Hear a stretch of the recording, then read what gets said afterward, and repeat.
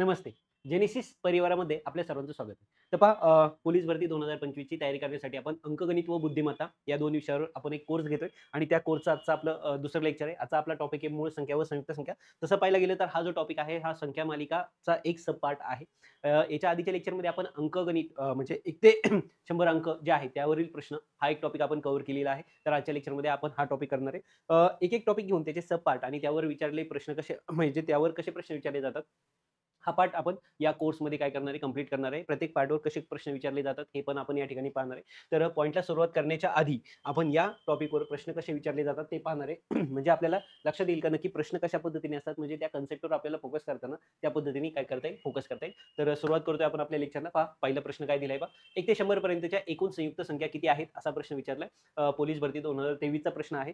जर आपल्याला 1 ते 100 पर्यंतच्या संयुक्त संख्या किती आहेत हे विचारलं असेल, तर आपल्याला 1 ते 25 100 पर्यंतच्या मूळ संख्या किती आहेत हे आपल्याला आधी माहीत असणं गरजेचं आहे.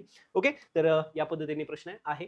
खालीलपैकी कोणती संख्या मूळ संख्या आहे? जर मला मूळ संख्येची डेफिनिशन माहीत असेल, नक्की मूळ संख्या कोणत्या संख्येला म्हणायचं असतं हे जर मला माहीत असेल, तर मला या प्रश्नाचं उत्तर 100% काढता येणार आहे. ओके. त्यानंतर जर प्रश्न पाहिला तर खालील पैकी मूळ संख्या कोणती? म्हणजे परत तीच कन्सेप्ट मला माहीत पाहिजे. खालीलपैकी संख्या मूळ संख्या आहे कोणती ती ओळखा. खालीलपैकी मूळ संख्या कोणती ते सांगा. त्यानंतर खालीलपैकी कोणती संख्या मूळ संख्या आहे ती पहा. म्हणजे जर तुम्ही असे प्रश्न पाहिले तर तुमच्या लक्षात येईल काय तर आपल्याला साधारण मूळ संख्या काय आहे ही कन्सेप्ट आपल्याला काय माहित पाहिजे. ओके. आणि त्याच्यानंतर संयुक्त संख्या काय ही कन्सेप्ट आपल्याला काय पाहिजे माहित पाहिजे. ह्या दर 2 कन्सेप्ट जर तुम्हाला व्यवस्थित कळल्या तर मला वाटतं तुम्हाला हे सगळ्या प्रश्न तुम्हाला काय करता येणार आहे, सॉल्व्ह करता येणार आहे, सोडवता येणार आहे. ओके. तर आजचा आपला महत्त्वाचा पॉईंट कोणता आहे? मूळ संख्या. आपण टॉपिकला सुरुवात करतोय कन्सेप्ट समजून घ्यायला. तर पहा, पहिला पॉईंट आहे मूळ संख्या. ओके. मूळ संख्या म्हणजे काय? सगळ्यात इम्पॉर्टंट ज्या संख्येना विभाजकच नसतो ती संख्या सोडून. विभाजकच नसतो म्हणजे पण काय ती संख्या सोडून. म्हणजे पहा, त्या संख्येला थोडक्यात पाहिलं गेलं तर कोणत्याही संख्येने भाग जात नाही. इतर कोणत्याही संख्येने भाग जात नाही. कधी? ती संख्या सोडून. ओके. म्हणजे फक्त त्याच संख्येने भाग जातो. इतर कोणत्याही संख्येने ज्या संख्येला भाग जात नाही त्याला आपण काय म्हणतो? मूळ संख्या असं म्हणतो. इतर कोणत्याही संख्येने भाग जात नाही ती स्वतः सोडून. इतर कोणत्याही संख्येने भाग जात नाही ती संख्या सोडून. म्हणजे ती संख्या सोडून इतर कोणत्याही संख्येने त्या संख्येला भाग जात नाही. म्हणजे साधारण जर पाहायला गेलं तर विभाजक किती असतात? विभाजक. ओके. विभाजक. विभाजक म्हणजे काय? आपण त्याला अवयव पण म्हणू शकतो. हे नेहमी 2 असतात. 2 म्हणजे 2 आकडा नाही. एक म्हणजे 1 हा स्वतः 1 असतो आणि ती संख्या स्वतः. ती संख्या स्वतः. अशा संख्येला आपण काय म्हणतो? मूळ संख्या असं म्हणतो. म्हणजे ज्या संख्येला इतर कोणत्याही संख्येने भाग जात नाही, फक्त 1 ने भाग जातो आणि त्या स्वतः संख्येने भाग जातो, अशा संख्येला आपण मूळ संख्या म्हणतो. अजून दुसरं जर पाहायचं झालं तर विभाजक. विभाजक. विभाजक म्हणजेच काय म्हणतो आपण त्याला? अवयव. तर ज्या संख्येला 2च अवयव असतात, 2च विभाजक असतात आणि ते 2 विभाजक म्हणजे कोण आहेत? एक त्यातली संख्या म्हणजे कोणती आहे? एक संख्या म्हणजे आहे 1 आणि ती दुसरी संख्या म्हणजे कोणती आहे? ती स्वतः संख्या. तर असे 2च विभाजक असतात. त्या संख्येला आपण काय म्हणतो? त्या संख्येला आपण म्हणतो मूळ संख्या. त्या संख्येला आपण काय म्हणतो? मूळ संख्या. मग संयुक्त संख्या कोणत्या? आता सिंपल याला फक्त काय करायचंय? अपोजिट मध्ये घेऊन जायचंय. संयुक्त संख्या. पहा, दुसरा त्याच्या पुढचा पॉईंट कोणता आहे? हा झाला आपला फर्स्ट पॉईंट. ओके. आणि हा आहे आपला सेकंड पॉईंट. संयुक्त संख्या. संयुक्त संख्या. आता पहा, संयुक्त संख्येची मला डेफिनेशन करायची गरजच नाहीये. का?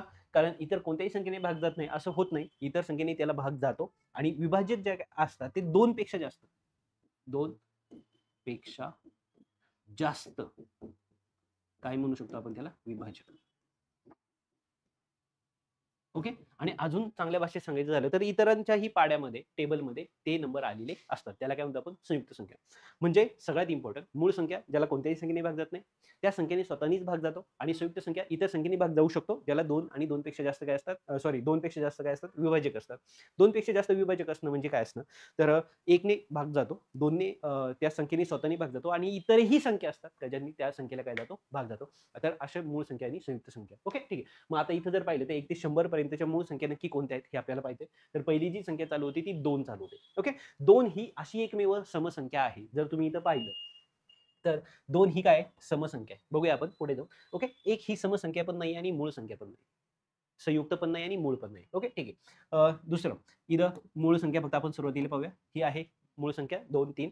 त्यानंतर आहे 5, त्यानंतर आहे 7, 11, 13, 17, 19, 23, 29, 31, 37, 41, 43, 47, 53, 59, 61, 67, 71, 73, 79, त्यानंतर 83, 89 आणि 97.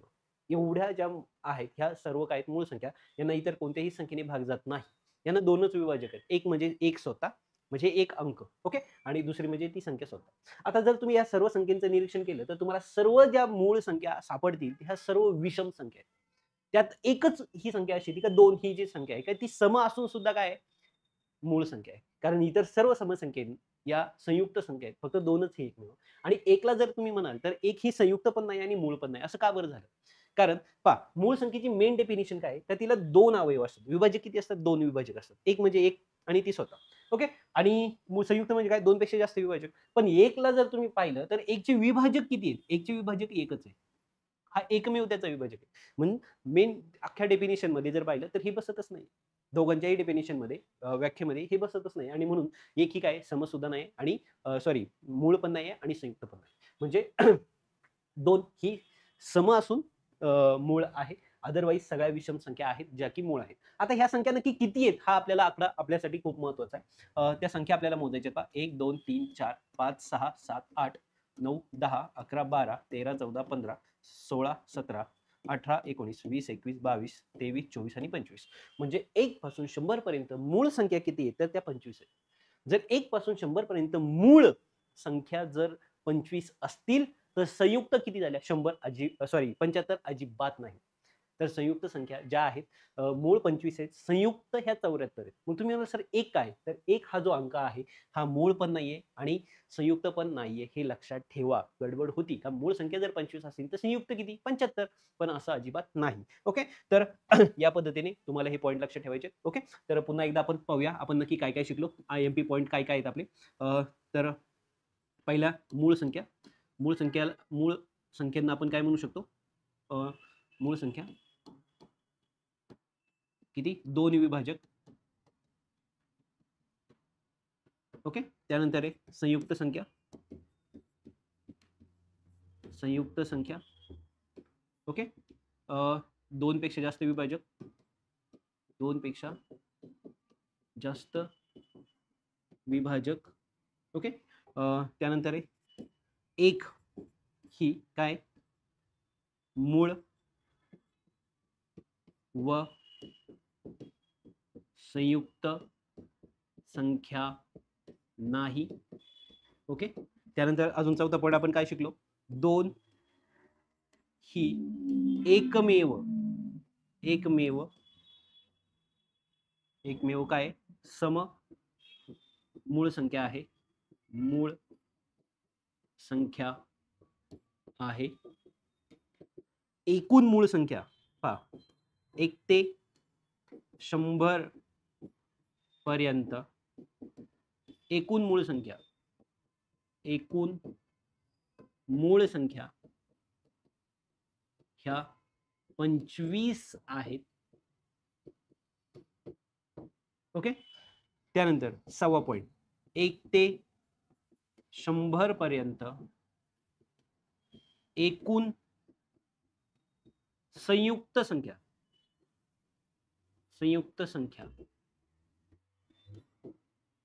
ह्या 74 आहेत. ओके, म्हणजे 74 आणि 25 एकूण म्हणजे 99 झाल्या. आणि का तर एक ही जी संख्या आहे ही काय मूळ व संयुक्त संख्या नाही. आणि जर एक ही मूळ संयुक्त नाहीये तर मूळ 25 येथे सेपरेट आहे, एक ही त्याच्यात बसत नाही. तर हे जे 6 पॉईंट आहेत हे आपल्यासाठी अतिशय महत्त्वाचे आहेत. हे पॉईंट लिहून घ्यायचे. जर मी तुमच्या समोर लिहितोय तर तुम्ही ते लिहिले पाहिजे. ओके, आणि जर तुम्हाला माहिती असेल तर लेक्चर पुढेही घेतलं तरी चालेल. आता आपण प्रश्नाला सुरुवात करूया. आता आपल्याला प्रश्नांची उत्तरं किती स्पीडनी लक्षात येतील पहा. 1 ते 100 पर्यंतच्या एकूण संयुक्त संख्या किती आहेत हे विचारलंय आपल्याला. उत्तर 74 आहे, 75 नाहीये हे लक्षात ठेवायचंय. त्यानंतर खालीलपैकी कोणती संख्या मूळ संख्या आहे? 48 ला भाग जातोय कारण 16 त्रिक 48, 91 23 91. त्यानंतर जर पाहिलं तर 72 ला पण भाग जातोय म्हणजे 73 ही जी संख्या आहे त्याला भाग जात नाही. फक्त 73 नीच जातो आणि म्हणून ती काय मूळ संख्या आहे. ओके.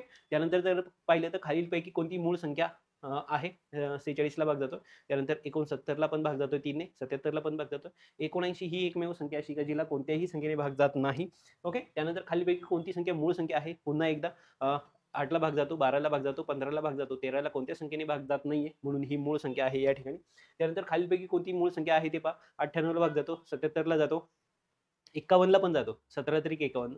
61 ला भाग जात नाहीये. या ठिकाणी ही मूळ संख्या आहे हे लक्षात ठेवा. त्यानंतर खालीलपैकी कोणती मूळ संख्या आहे? 91, 23 91 याला भाग जातो. 15 115 याला पण भाग जातो. 113 ला भाग जात नाही कोणत्या संख्येने म्हणून ती मूळ संख्या या ठिकाणी आहे. त्यानंतर पाहिलं तर 70 पेक्षा लहान मूळ संख्या एकूण किती आहेत? 70 पेक्षा लहान म्हणजे आता आपल्याला 70 पेक्षा लहान जर मूळ संख्या किती आहेत हे जर पाहायचं असेल तर पहा कशा पद्धतीने आपल्याला त्या संख्या मोजाव्या लागणार आहे. 70 पेक्षा लहान म्हणजे जर 70च्या पुढच्या आपण मोजूया. 70 पेक्षा पुढच्या 1 2 3 4 5 आणि 6. जर 70 पेक्षा पुढे 6 आहेत तर मला वाटतं 70 पेक्षा ज्या लहान असणार आहेत, 70 पेक्षा लहान ज्या संख्या आहेत मूळ संख्या, तर 70 पेक्षा लहान मूळ संख्या किती आहेत? या ठिकाणी 25 मधनं जर मी 6 मायनस केले तर 19 संख्या ज्या आहेत तर त्या 70 पेक्षा काय आहेत? लहान आहेत. ओके. हे मला माहित पाहिजे. त्यानंतर पाहिलं तर 8 ते 28 दरम्यान येणाऱ्या मूळ संख्येची बेरीज किती? आता जर त्या संख्येची बेरीज करायची तर 8 नंतर 9 10. ओके. त्यानंतर मूळ संख्या कोणती आहे? 11. 11 नंतर येणारी मूळ संख्या कोणती आहे? 13. 13 नंतर येणारी मूळ संख्या कोणती आहे? 17. 17 नंतर येणारी कोणती आहे? 19. ओके. 19 नंतर येणारी 21 तर नाहीये. 23 ही एक मूळ संख्या. 23 नंतर येणारी मूळ संख्या जर 33 सॉरी त्यानंतर असणारे 29. बाकी सर्व संख्येना काय जातोय?